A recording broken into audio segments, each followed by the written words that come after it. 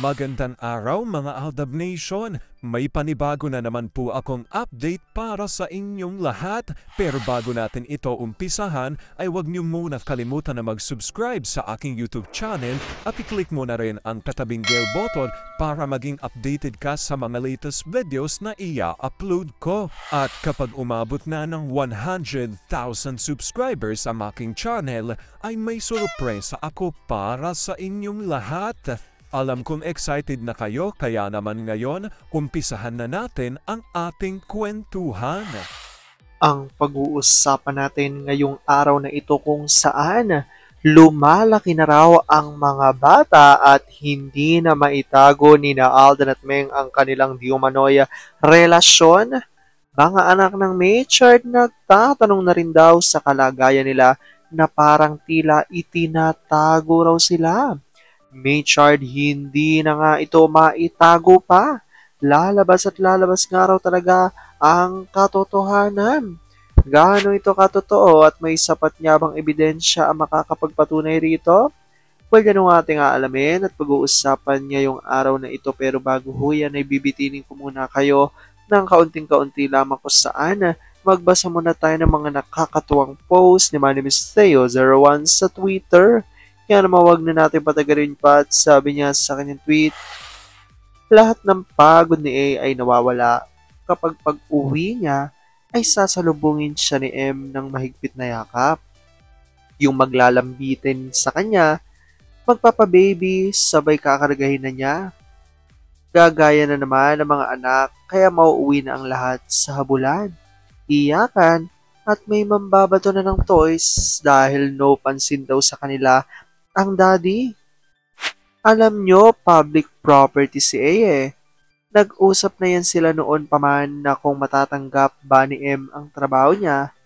Tanggap ng buo ni M yun, kaya nga nagtagal sila. Huwag kayong magselos kapag may mga intimate scene si A kasamang mga LL niya dahil si M ay walang problema. Kayo lang, artista yung tao. Hello! Sabi nga ni A, isa lang ang kakampi at gusto kong makasama habang buhay. At si M lang yon. Yung nakikita nyo lang lagi kay A ang mga pang showbiz na the moves. Pero hindi nyo nakita kung paano niya maprotektahan, alagaan at mahalin si M. Kahit sarili niyang fam o kahit sino, hindi na. Bagay ang ganong pagmamahal kay M. Alam kong tuwan-tuwa kay sa ating binasa pero ngayon pag-uusapan na natin ang ating main topic. Oops, wait lang, saglit lang to. May ipapaalala lang ako. Para sa mga bago pa lang sa aking channel, huwag niyong kalimutan na mag-subscribe sa aking YouTube channel at i-click nyo na rin ang notification bell para lagi kayong updated sa mga latest videos na i-upload ko at para maging parte na rin kayo ng aking Fanatics channel family. Well, alam kong super excited na kayo sa ating kwentuhan, kaya naman dumako na tayo sa ating main topic. Gaano nga ba katotoo na lumalaki na nga raw ang mga bata at tila hindi na maitago ni na Alden at Meng ang kanilang relasyon? Mga anak ng Maychard nagtatanong na rin daw sa kalagayan nila na parang inililihim sila.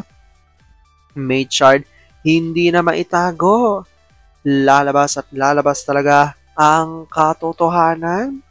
Gaano ito katotoo at may sapat nga bang ebidensya ang makakapagpatunay rito? Well, yan ang ating aalamin at pag-uusapan ngayong araw na ito. Alam kong super excited na kayong malaman yan, kaya naman wag na natin patagalin pat. Una-una na nga dyan ay galing sa tweet ni Vampire 2019 at ayon sa kanya, ang daming nega ang lumalabas tungkol sa pagpapatakbo ni TS as a senator again. May nag-comment pa nga na 30 years daw as a politician, ano bang naiambag? Totoo ba yon? Parang joke na lang din ko totoo. Malas sa ninong. Aanga-anga sa kamera. Tanong ko lang, malaki ba, mahurakot o mabulsa galing sa kamanambayan ng isang politiko? Bata pa kasi ko at walang alam. Joking aside, madaming politiko dito sa atin na magaling talaga mangurakot Pero marami rin namang matitino. Bakit si Magna Kupit hindi naisipang sumali sa politika? Tumakbo bilang konsehal o vice mayor dyan sa kanila. Pag nanalo, hindi niya need ang sarsuela at siguradong maoperahan na si Medusa. Sagot ni Olive Kanayama. Hindi na mag-expect si TS ng suporta galing sa ADM. Damage has been done. Ang respeto at trust nawasak na. Hambing lang sa plato man o baso, pag nabasag, pagdikit mo man at nabuo ulit, wala na. Hindi na maganda, may pangit na bakas. Aldab and Aldab Nation stronger together at Dagdag Panibap Part 2019.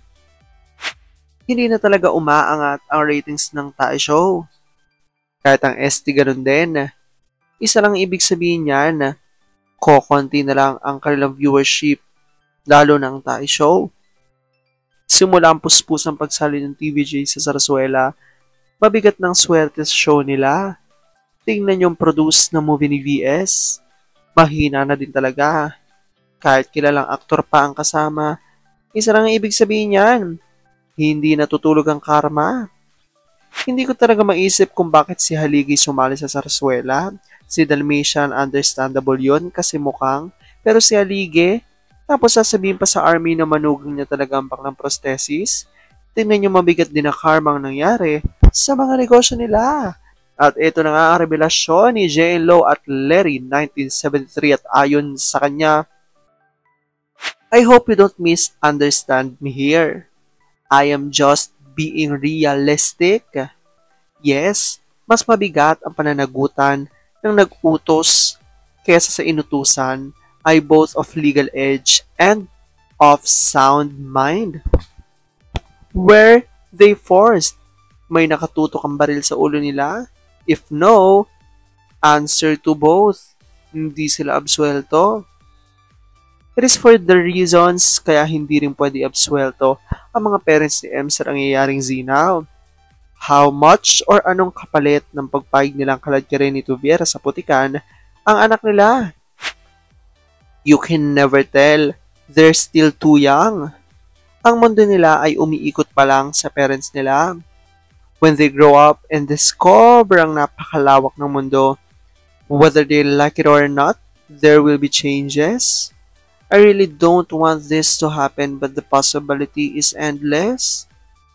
Hindi ko po masasabing poor little rich Fulkerson kids dahil mas marami mga bata sa mundo ang higit na kawawa ang kalagayan. Yet I believe in karma. Kung kasalanan magsinungaling dahil sa utos ng management, sumunod lang sila. Higit ang sala ng nag-uutos. They cannot deny their true status forever. The children will grow, and I just hope none of them will be rebellious and angry when they found out what their parents went through nung wala pa silang muwang at itinatago sa mundo. The kind of upbringing na kinukwento ni Theo about the F-kids, sa rining ko lalaki silang matitino, binusog sa pagmamahal, sa tahanan nila. Ayan nga ho ang revelasyon dito ng ilan sa mga Aldab Nation kung saan marami na nga nagtatanong dahil alam naman ho natin na ibinabalita nga ng marami mga Aldab Nation source na di umano ay malalaki na raw ang di umano ay anak ng May Chard. So syempre natatanong din ng ilan sa mga Aldab Nation kung ganong malalaki na ay hindi man na ba nakikita ng mga ito ng kanilang magulang ay mga sikat na celebrity lalo't meron na ngayon teknolohiya na kung saan ay makikita mo na lahat ng pwede mong makita. So, syempre, obvious naman na sigurado raw ay nagtatanong na rin ang mga bata na ito. At syempre, magtatanong rin ito kung bakit sila itinatago ng kanilang mga magulang. Ngunit sabi nga, naghintay ng tamang panahon dahil sigurado naman daw ay darating rin at may ipapakilala rin ito ng May Charts sa lahat ng kanilang mga tagahanga. Well, comment down below nyo dyan guys kung ano po opinion nyo patungkol dito. Alam ko dahil dito marami sa inyo mas lalong yung kumakapit at naninindigan na Aldab Nature is real. Pero sabi nga natin na kahit na ano pa man maging desisyon ni na Alden at Meng sa kanilang buhay, karera at buhay pag-ibig, kailangan natin sila supportan, kailangan natin ito tanggapin ng buong buo dahil yun ang kanilang deserve. At yun ang aking update for today's video. Maraming salamat mga Aldab Nation. Ingat!